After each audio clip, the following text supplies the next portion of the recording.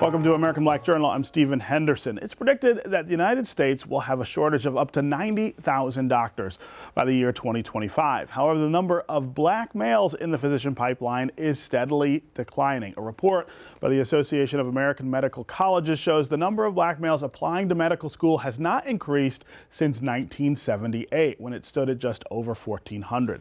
The number of black male students in medical school has also dropped. There are several reasons for the decline, including a lack of financial and educational opportunities, as well as negative public perceptions of black men that impact their career progress. The issue of diversity in medicine is the focus of today's Liberation film series at the Charles H. Wright Museum. The event is free and features a movie and guest speaker, Wright Lassiter, who's president of the Henry Ford Health System. I'm pleased to have him as my guest here on American Black Journal. Welcome to the show. Thank you very much. Great to be here. So I guess I have to admit, I was surprised to see these numbers. When you think about the progress that has been made with regard to African Americans in higher education since 1978, you would think that medical school and medical school for African American males would be the same story as for other fields and people. Obviously it's not. Tell me why that's true. Well, I think, Stephen, there's a number of factors. I've been in healthcare since 1989, and I've been around Texas, California, and now Michigan, and it's not surprising to me to see the data. And I think you have to think about a number of things going on in our society that contribute to it. I think first and foremost that African Americans, particularly in large urban settings, still have gaps in terms of educational access. Sure. When you think about career access and career opportunities, oftentimes you think about people doing things when they see others like them doing it. Mm-hmm. And you don't see a greater preponderance of African American male, particularly physicians. And when you look at higher education in general, what you see, particularly in terms of African Americans, you see more African American females matriculating to college than males. Than males, sure. And so when you think through those kinds of demographic factors, I think that's leading to some of the issues that we're seeing in that report. Right, right. And so what are some of the things that you've got to do to try to reverse that? I mean, that's a long trend, 1978 till now. Sure. What are we missing? Well, I think that one of the things that many folks are focusing very heavily on are pipeline programs.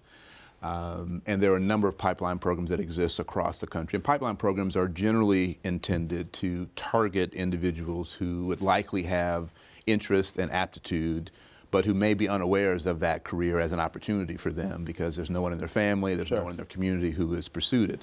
And so pipeline programs can begin as early as middle school, high school, and college. And frankly, as a student would progress in their educational career, the pipeline program becomes more sophisticated. In the middle school ranks, it's really focused on opening up that opportunity for you and saying, there are people like you that can do this career, you can do this career, no matter what your circumstances might be. Right. There are opportunities for you. Let's begin talking to you about what are the preparatory steps necessary.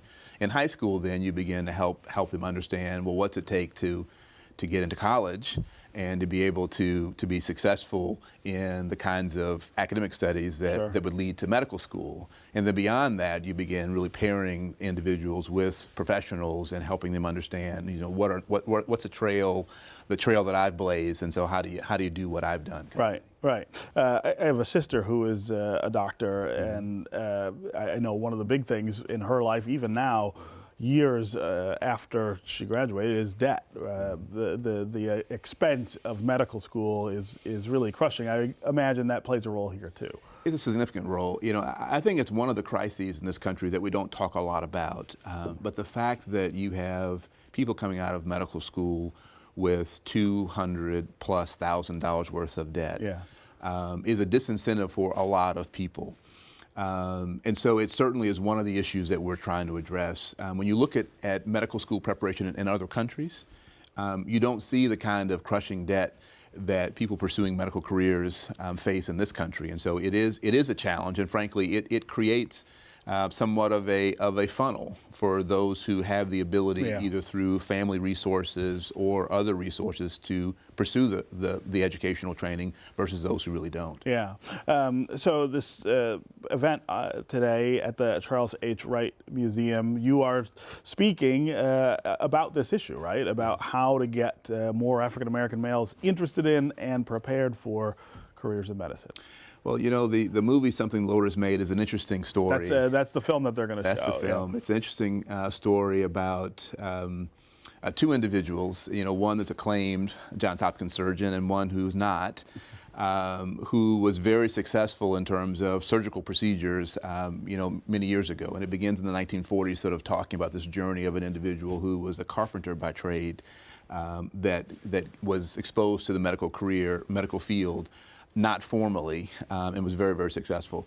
What we're going to try to do at Charles Wright is highlight the issue for folks, and talk about things like getting African American males access to STEM programs, science, technology, engineering, and math programs at an early age. We're going to talk about pipeline programs. Yeah. We're going to talk about what organizations are doing to try to foster greater numbers of African American males into the field of medicine.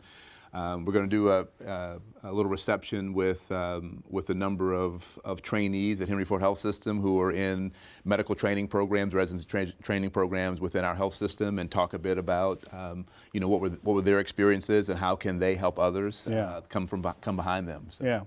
Yeah, I would imagine that there's also an effect of this issue and problem on medical care for the African American community. In other words, the dearth of African American male doctors probably does not help us with problems like the reluctance to see a physician in the black community, for instance, or the access to physicians in black communities. Well, so when you think about healthcare, a buzzword that's much more than a buzzword is healthcare equity.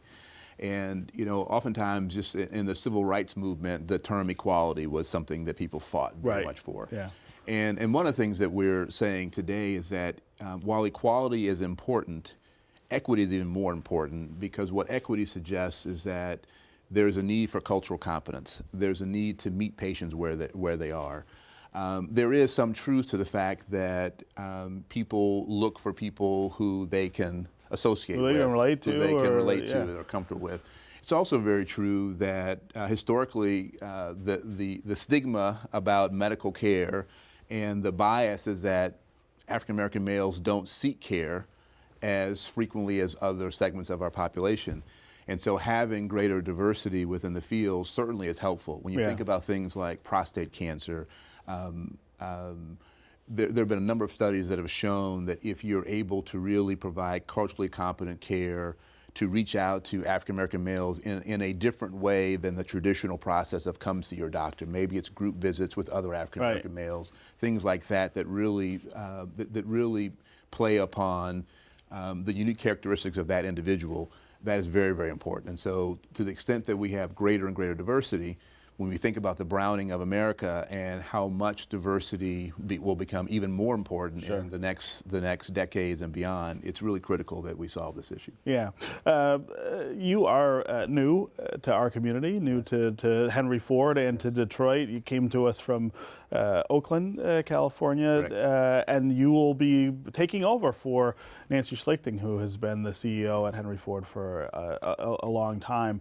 Talk to me about your impressions of our city, our community, but also of Henry Ford health system and what you want to do with it. You know, when I first began talking to Henry Ford Health System about coming here and taking this role on, I didn't know much about Detroit. And what I did know was probably more on the less than positive side than on the positive side. We got a bad reputation. we do. I will say that I had the pleasure, though, of when I took over the system in California, I hired a chief operating officer who was from Detroit. Okay. And so I had heard some things about Detroit, but frankly, not enough that would ever cause me to live here. Yeah. But when I came to visit the city, I was amazed at the spirit of perseverance.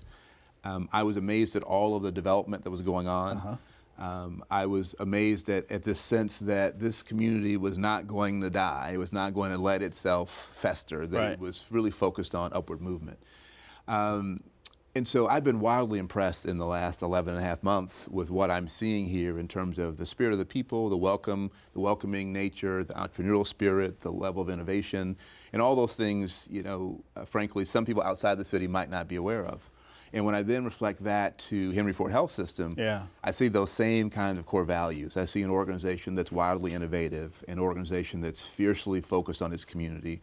I see people that work, our physicians and staff, that are just so focused on doing the right thing for our patients every day.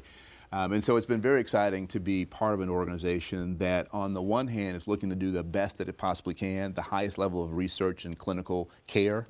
But on the other hand, you know, start programs like our Women-Inspired Neighborhood Network that's focusing on infant mortality, our great focus on equity and inclusion. And so it's been a wonderful experience for me this last 11, 12 Well, and speaking of role modeling, I assume that you would be the first African-American to hold that position at Henry Ford. That would be true. So that pushes us also in that direction of having other people, giving people something to look up to and look forward to. Sure. Well, I would say just not only in medicine, but in healthcare administration, there also is somewhat of a dearth shortage, of absolutely, diversity, and so it's great to be able to be a role model for others and to say to people that, you know, frankly, no matter where you come from, you have opportunities that are very vast. Yeah. All right. The event is today at 3 p.m. at the Charles H. Wright. That's correct. All right. Thank you very much for being here, and good luck to you taking over Henry Ford. Thank you very much.